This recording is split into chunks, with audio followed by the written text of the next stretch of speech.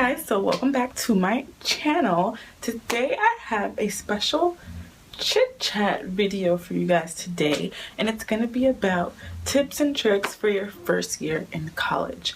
Everything from how to study, how to pick your classes, how to know what classes to pick, how to know what professors to pick, the social life, the clubs, all that good stuff. I'm going to try to squeeze it all in this video, one category at a time, and let you guys know how to survive, how to excel, how to make the best out of your first year in college.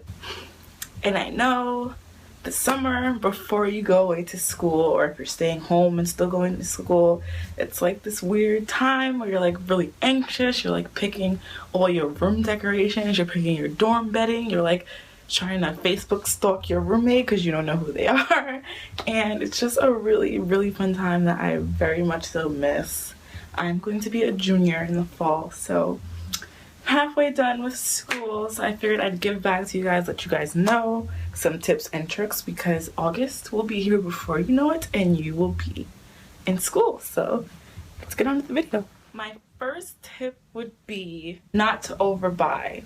I know that if you're going away to school, like out of state or somewhere where you're going to be dorming or living in an apartment, you're gonna want to buy everything in the dorm essentials section in Target, but you won't need all of that stuff. I promise you. I had to have a U-Haul truck take my stuff to college my first semester, and by my sophomore year I only needed a car. So you don't need as much stuff as you think.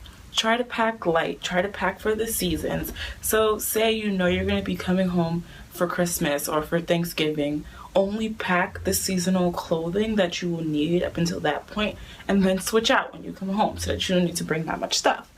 And definitely you don't need like 50 packs of Post-its or like 50 packs of pens or like 50 notebooks. I would definitely say to limit your like stationery kind of buying until you get to your classes, because you don't even know if you're going to be writing in a notebook or using your laptop to take your notes, or if you are going to have a textbook or you're going to have an online textbook. Like, you don't really know what you're going to need until you're actually in the situation. And most schools have some type of bookstore or like store where you can get those kinds of things, or you can order them online and ship it to your dorm.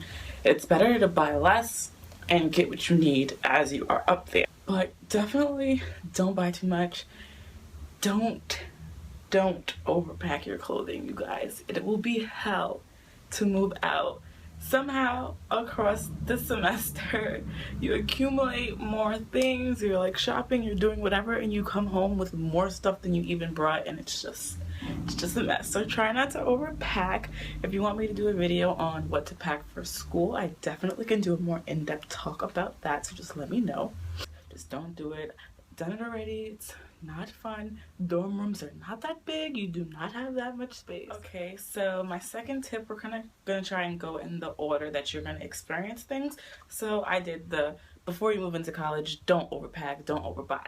So now my second tip is going to be, don't be afraid to meet people. I remember my first night moving into college. I met my roommate, obviously, because she was already there. And that night, all the girls from my floor, we all piled up in my neighbor's room, and we all like sat around and passed around cell phones and added each other on Instagram and Twitter and got everyone's numbers and just like really tried to get to know everyone. And granted, half of those people I didn't end up being close with, but you really want to be open to those connections in college, because you never know, years from now that person may be like the CEO of a company and you have their number. Like, you might need a favor, or you need to ask them for, like, I don't know. You kind of just want to network as much as you can, meet as much people, not burn any bridges. So I would definitely say be open to making friends. Also, be careful who you hang around, because it's very hard to find your crowd when you're in college, because a lot of the time you feel a little stuck with the people that are on your floor, in your building, in your hall, your roommate, and you want to be besties with those people. But sometimes if you branch out, join a club, join a sport, join something else, you make other friend groups that you may fit better with and have more in common with. So definitely don't feel limited by who you live with, that okay, this is my roommate, I have to be BFFs with her. I know we all always think that that's like what happens. You get your roommate, you love her, she's your best friend in the whole wide world. Most people don't experience that. So just try your best to be open, and if anyone is like, hey, let's go for lunch, just be like, okay, sure. Or if anyone is like, hey, do you want to come with me to the bookstore, I want to go get some books, just be like, yeah. If someone asks you, do you want to walk around campus and check out where our classes are before class starts, definitely do that, by the way, with a friend or without a friend. Walk around that campus and figure out where your classes are, because you do not want to be that freshman walking around with a map everywhere trying to find everything. Don't be that person. Every time someone invites you somewhere, especially in the very beginning, say yes. Because if you go to that event, you meet more people. If you go to that event, you meet more people. If you go to that lunch, you meet more people. And you're just gonna know more people and start building your family, per se, at your new place, because it's new, it's fresh, everyone's new, everyone's trying to meet new people, everyone wants to feel like home. So I definitely think that's very, very important. At least in the beginning, say yes to everything, except unless it's like, come on, let's go smoke weed, and you don't like weed, you don't want to ever try weed, then don't go to that. But if you're interested, definitely go. I definitely think that's a good thing. Next would be joining clubs and like activities like that, sports, dance club, or like chess club, or any kind of club. Colleges usually have any club you can think of. Say you're Asian and you want to meet more Asian people on your campus, there's usually an Asian American cultural club where you can meet other people that are just like you, or an African American cultural club, or a Black student association kind of thing. If you're at a predominantly white school and you're a minority, like those are really, really good. Or even if you're interested in things like art, or if you're a part of the LGBT community, or you really support or advocate for those kinds of rights, you can join that kind of club. You know, those are really good. All the clubs that I've joined in college have introduced me to some of my favorite people on this earth. I promise you, some of my favorite people came from Encore Dance Team, which is one of the clubs I was on, UConn Dance Company, which is one of the other dance teams I was on, and I actually was a part of the UConn cheer team for athletics. That was probably the very tip top of my college experience. I really, really, really loved cheering for UConn and cheering at the games and the uniforms and the pictures and my teammates. I just really, really loved all of that, and it was a really good experience being on TV, traveling, you know, doing all that good stuff. So I really, really suggest joining clubs, because one, you will meet people who like the things you like, and two, you will meet upperclassmen, because obviously there's a captain, there's a president, there's always going to be like a leadership team regarding your club, and those are usually going to be upperclassmen, and that's going to put you in contact with people who are been there, done that, people who know the campus, people who have cars. That's me winking. Cars. People with cars on campus are very, very important, you guys.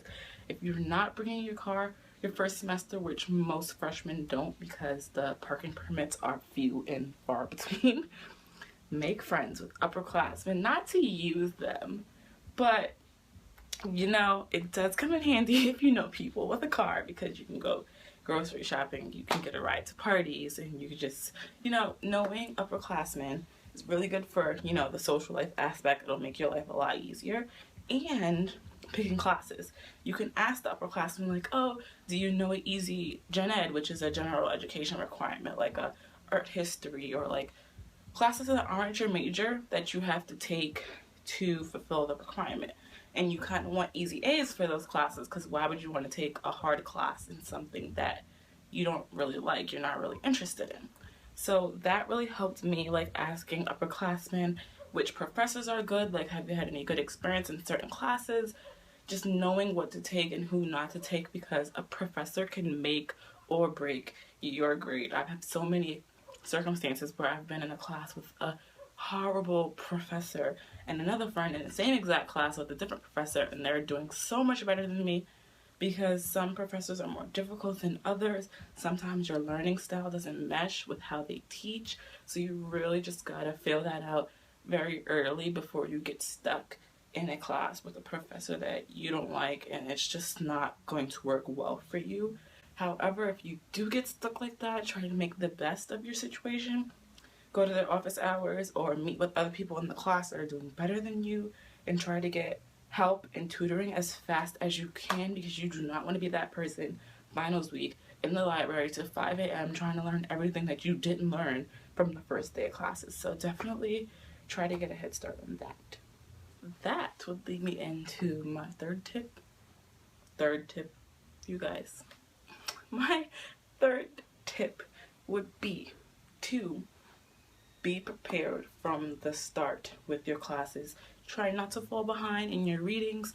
For most of your classes, you will have to read the textbook or read some assigned reading before the lecture. They will go over it during the lecture at a more fast pace. You can take notes. So it's kind of gonna set you up for what you're about to learn, so that when you're sitting in the lecture, you're not like, what is she even talking about? Why is she skipping over stuff in the slides? Well, that's because you were supposed to read last night and see that diagram already. So yeah, you really want to not get caught behind. I know once the semester goes on, you have exams and you're like studying. How can you read for a class if you have an exam in another class the next day? You know, you really have to manage your time very wisely. And if you do get set behind in your readings, like maybe 2 weeks behind, you really want to find time to catch yourself back up whenever you can and try to utilize the chapter summaries. Like say you have a 30-page reading to do and you had to study for something else, so you didn't get to do it, at least try to skim through it to see what it was talking about, or read the summary at the end of the chapter, because you really don't want to get lost. That's like one of the top mistakes that I made in my first and second semesters in school, was getting behind really quickly, and it's very, very hard to climb yourself out of that hole. Sometimes you do climb out, sometimes you really can make that big comeback with the final, because a lot of professors weigh the final differently if you score higher. So say you have 3 exams, first exam, a midterm, and then a final, and say the professor, if you do better on the final than you did on any of the other 2 exams, they'll weigh it more. But if you do better on one of the other 2 exams, he'll count that as the final instead. So your average will be higher depending on if you do better during the semester, or if you do better on cumulative exams, which are usually what finals are, and which usually most people do better on, because it's a little bit of everything you learned, which is usually what you take out of the class anyway. Don't fall behind, ask for help early, make sure you're studying in advance. Don't study 2 days before, try to study it the week before. Try to always stay on top of your notes so that you're never really bulk studying. And if you stay on top of your notes, you'll know what you don't know, so that you can figure out what you need to learn. So that will really, really help you.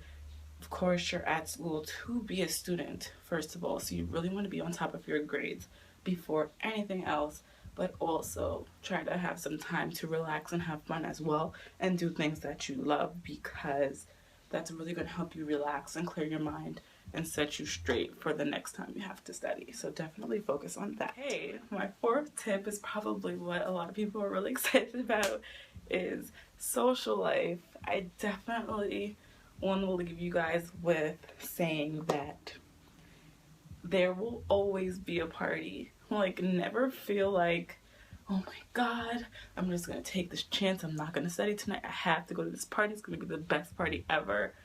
There's always gonna be a party. It's college. There's a party Thursday, Friday, Saturday, Sunday, sometimes Monday, sometimes bar nights on Tuesday. Like, there's always going to be time for you to go out. So if you need to take that time to study and miss going out that weekend, do it. Don't feel pressured into having to go with your friends all the time. You definitely need to focus on what's right for you, because there will always be a party. That's something I very much quickly learned, is that the more you go out, the more the same it feels, the more of the same people you see. It's just gonna get very old very fast for you if you're one of those people that want to drink and party and go out Thursday, Friday, Saturday, and then do all your homework on Sunday and cram it all in before your Monday morning 8 a.m., you know? So like, try not to be that girl that goes out Friday, Saturday, Sunday, you know? Try not to be that girl. It's definitely fun to do, you know, the first couple weeks. Just, you know, getting your feet wet, trying to enjoy college before it really picks up. But definitely, you're not missing anything if you don't go. I promise you, you're not missing anything. You will be out that next weekend, and it will be just as much fun, even though when your roommate comes back and tells you how much fun she has, you're going to feel like, I should have went. But you're not missing anything. I really promise you that. So I would say, don't feel pressured to drink in large amounts. I definitely never drank before college, so I definitely would say, you know, most parties are gonna have like that jungle juice, and sometimes it's not safe to drink because sometimes they're roofied, sometimes they put, you don't really know what they're putting in it. So I definitely would say, if you feel weird about not drinking, you feel like you're the only one sober, get a cup of the jungle juice. You don't have to drink it all. Just have the red cup, you know, take a couple sips, you know, just have it so that you feel like you feel like you're a part of it, but you're not really, you know, if you run, just have something in your hand just for show. Definitely do that. I did that a lot. I just get beer and just hold it, not ever really be drinking it, kind of just like tapping it on my tongue because I don't even really like alcohol in the first place. So I would just do that, and that just made me feel more comfortable. My friends know that I wasn't a heavy drinker. They didn't care at all. They learned fast that I didn't really drink the first time we went out. They were like, you want a shot? And I'm like, no, it's okay. And they're like, okay. Like, people don't care in college. Never feel pressured. People aren't usually going to force you to do anything. They will ask to include you because people are really nice. They're going to be like, oh, you want some weed? You want some alcohol? You want some this? You want some that? But don't feel like just because they're asking you, you have to say yes. You definitely don't have to say yes. Never feel pressured to do anything you don't want to do. And I'm not saying don't drink, don't do this, don't do that, because I'm not your mom. I understand what college is like. I know what it's like to want to let loose and do fun things that, you know, you want to try. But try not to get wrapped up in all of that because you are there to be a student. And a lot of those things can get really dangerous, especially your freshman year when you don't really know who your friends are yet.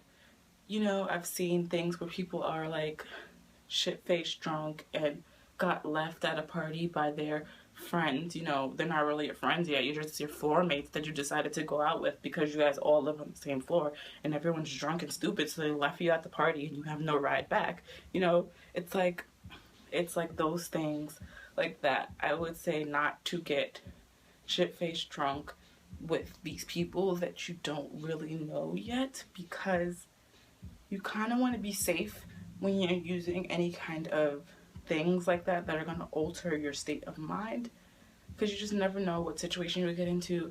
I got left at a party once, and this is when I realized who my friend was on that floor. All of us went out on the floor. We all called a sober ride, which will be very popular in college. It's just like a student who didn't drink that night that decided to give rides, and it's like $2 a person. And you call, they pick you up from your dorm, take you to the party, and you can call them and they'll pick you up, and it's just $2 or whatever. So we took one of those. We go, we're having fun, everyone's drunk, but you know, me and my friend that we're really, really close now, she's like one of my best friends. We didn't drink because we don't really, you know, we weren't really about that life. And we all went to the party. And we go, we're having fun. I'm like talking to this other girl I met that doesn't live on our floor, which is what I told you about. Knowing more people is definitely going to help you. So I branched off to talk to her and her boyfriend or whatever, and I was talking to them, and the party got shut down. Like, the music turned off, the cops came, and they're like, everyone go home.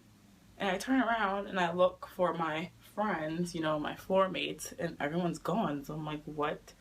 Where did they go? I don't even know where we are. What's the name of this house? What street this is? How we got here? I don't have the sober ride number because I didn't call it. And it was just a mess. And then I get a phone call from my friend now best friend, Julia, and she's like, "Where are you? The sober ride is here. We're in the car." And I'm like, "What? What?" So I go running to the edge of the street, and the car is literally pulling off, and I'm like, "Wait!"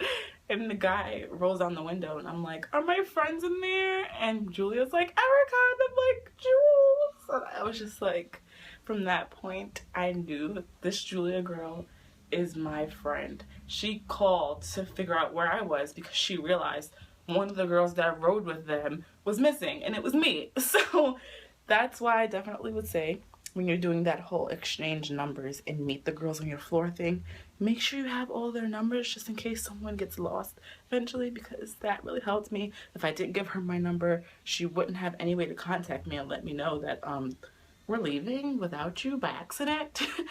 And I eventually did get home, and I ended up never going out with them again. I wasn't trying to get left again. So yes, definitely don't take certain risks with people you don't really know, because they don't owe you anything. They don't know you. You don't know them. Everyone just met. So definitely try not to... My dad's home. That's the garage opening. So we're just gonna wait. Okay, yeah, so definitely don't take chances like that. That is my little story time, little thing for you guys. It does happen. Try to be very careful. Party life in college can be dangerous. You really just want to come to the party with who you came with and leave with those same people. Don't leave anyone behind. Make sure you keep track of all your friends. Keep all their numbers. Make sure that no guys are taking advantage of them and those sorts of things. Never get in random cars. Try not to do that unless it's like a frat party and the brothers are designated to drive girls home. That's a different situation. Do that and you will be fine. Okay, I think those 4 tips is good enough to get you started. Those are what you're going to be head to head with when you just get thrown into college. Like, those are the things that you're going to be dealing with at first. I definitely can make a part 2 to this video if you guys want. I definitely think this is a lot of fun for me to make and just like talk to you guys, because I just experienced all this stuff. It's like bringing back so many memories. If you want a part 2 to this college tips video for freshmen, definitely comment that below. And if you're still watching this video right now, give it a thumbs up if you liked it. That will really help me out. It'll help more people see my video and help more freshmen like you guys get advice. So yes, I hope you guys love this video. Comment down below more ideas for college advice videos, and I will see you guys in the next one. Bye. What are you?